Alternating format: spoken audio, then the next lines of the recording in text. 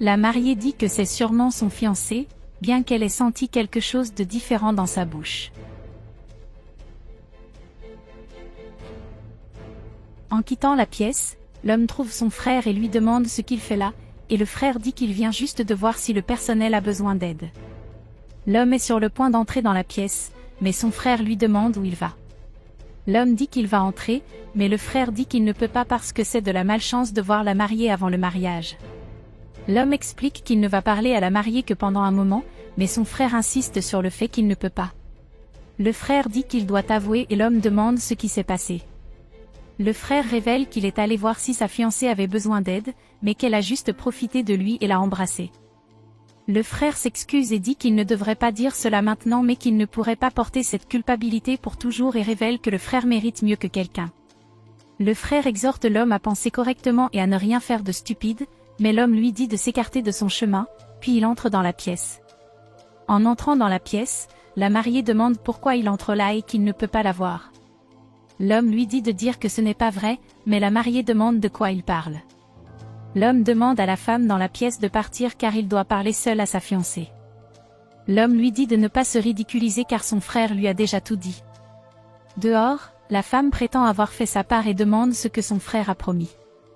Le frère remet l'argent et lui demande de vérifier. Elle s'enregistre et dit que ça a été un plaisir de faire affaire avec lui. Dans la chambre, l'homme demande comment elle peut lui faire ça, mais la mariée demande de quoi il parle et dit qu'elle l'aime beaucoup. L'homme demande pourquoi elle a embrassé son frère quelques minutes avant leur mariage, mais la mariée demande de quoi il parle. L'homme dit qu'il ne sert à rien d'essayer de le tromper parce que sa bouche est toute barbouillée comme celle de son frère. La mariée dit que c'était une confusion et dit qu'il doit la croire, et elle dit qu'elle ne sait pas ce qui s'est passé. L'homme dit qu'il n'y a pas eu de confusion, mais la femme s'excuse et dit qu'il doit la croire parce qu'elle ne voyait rien. Cependant, l'homme dit qu'elle le trompe et dit que la prochaine fois, elle devrait inventer une histoire qui ne soit pas si ridicule. La mariée dit qu'il ne peut pas rester comme ça et lui demande de l'écouter et de la croire, mais l'homme lui demande de le laisser partir. La femme entre dans la pièce et demande si tout va bien et dit qu'il est temps pour la mariée de partir.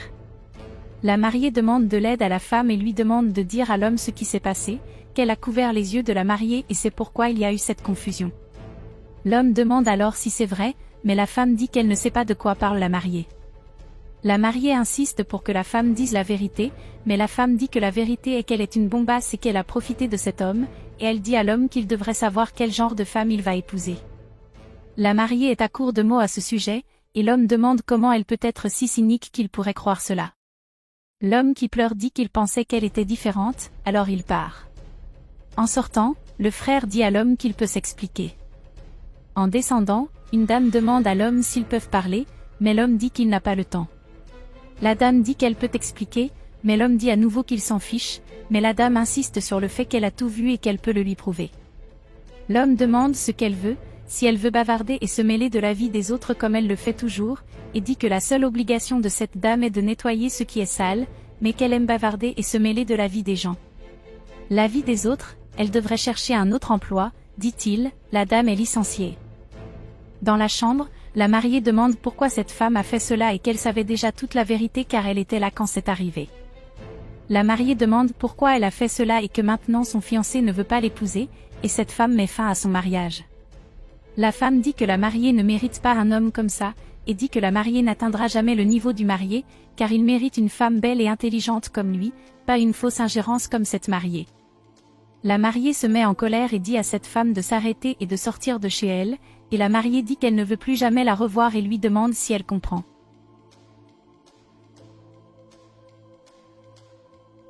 Le frère entre dans la pièce et demande à la mariée s'ils peuvent parler.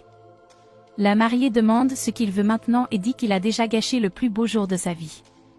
Le frère dit qu'il peut tout expliquer, mais la mariée demande s'il veut s'expliquer après avoir ruiné sa vie et après avoir été humiliée, et elle dit qu'elle ne comprend plus. L'homme se révèle faire cela parce qu'il l'aime depuis le premier jour où il l'a vue, et dit qu'il a toujours pensé à l'embrasser et qu'il voulait être avec elle, et qu'il l'a fait parce qu'il l'aime. L'homme dit que maintenant qu'elle n'est plus avec son stupide frère, ils peuvent être ensemble, et dit que c'est l'occasion. Cependant, la mariée lui dit de ne pas la toucher et lui dit de ne pas lui faire ça, et lui demande s'il devient fou d'avoir trahi son frère. Elle demande comment il a le culot de faire cela, et l'homme demande une opportunité. Mais la mariée lui dit de sortir de là et lui dit de s'en aller.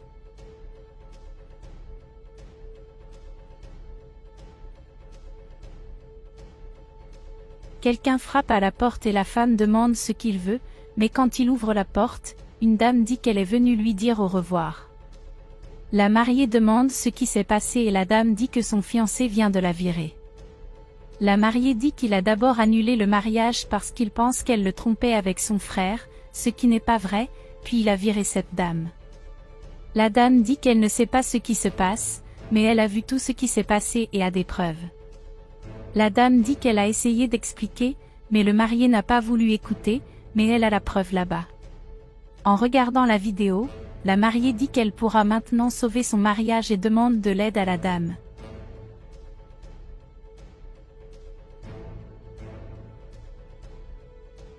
En voyant la vidéo, l'homme s'excuse auprès de la mariée et dit qu'il ne sait pas comment il ne peut pas la croire. La mariée dit que cela n'a pas d'importance et que l'important est que maintenant il a vu la vérité et elle dit qu'elle l'aime beaucoup. L'homme s'excuse auprès de la dame d'avoir été impoli, alors qu'elle voulait juste l'aider. L'homme dit qu'il aimerait qu'elle continue à travailler là-bas, mais la dame lui demande d'augmenter son salaire. La mariée demande ce qu'ils vont faire avec le frère de l'homme, et l'homme commence à se demander ce qu'il va faire, jusqu'à ce qu'il ait une idée. L'homme demande à la mariée si elle voulait le voir, et elle dit qu'elle y a pensé et qu'elle voulait le surprendre, mais il doit d'abord lui bander les yeux. Elle tend le bandana pour lui bander les yeux. La femme lui dit de l'attacher fermement et de ne rien voir, et lui demande s'il ne peut rien voir. L'homme dit qu'il est prêt, et la femme lui dit de mettre ses mains derrière son dos et dit qu'elle espère que ça lui plaira. Après le baiser, l'homme dit que c'est exactement comme il l'avait imaginé, après avoir embrassé ses lèvres. La femme dit qu'il est maintenant temps pour lui d'enlever les bandeaux, mais il dit de continuer parce que ça a l'air super, mais la femme lui dit de l'enlever parce qu'il aimera ce qu'il voit. En enlevant le bandeau, l'homme a vu ce qu'il a embrassé, et tout le monde se moque de son visage. L'homme demande de quel genre de blague il s'agit et demande qui il pense être. La mariée dit que c'est ce qu'il mérite d'être si méchant avec son frère, et dit que son frère est si gentil avec lui et demande pourquoi il ferait ça. Le frère dit que cela n'a pas d'importance parce que son frère a toujours été le chéri de sa mère et qu'il a toujours eu tout ce qu'il voulait et qu'il a toujours été gâté. L'homme dit que le frère pleurniche encore et dit que le chien là-bas ne pense pas la même chose.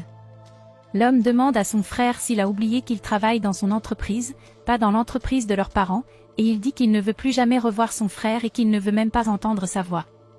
L'homme dit à son frère de quitter sa maison et qu'il ne veut pas de lui près de sa famille, sinon le chien l'embrassera à nouveau. La femme dit bonjour à la dame et la dame dit bonjour. L'homme dit qu'il a un cadeau pour la vieille dame et dit qu'il y a tout l'argent de leur mariage, et il le donne à la dame qui prétend être la sienne. La dame demande si c'est pour elle, et la femme dit oui et dit à la dame de le prendre. L'homme dit qu'ils ont reporté leur mariage, mais cette dame a sauvé leur relation. La femme dit qu'en raison de l'honnêteté de cette dame, l'homme peut voir l'amour qu'elle a pour lui, et pour cela, elle veut remercier la dame. La dame dit qu'elle n'en avait pas besoin parce qu'elle n'a fait que ce qui était juste, mais elle les remercie et dit qu'ils n'ont aucune idée de la façon dont cela les aidera. L'homme dit qu'il la remercie.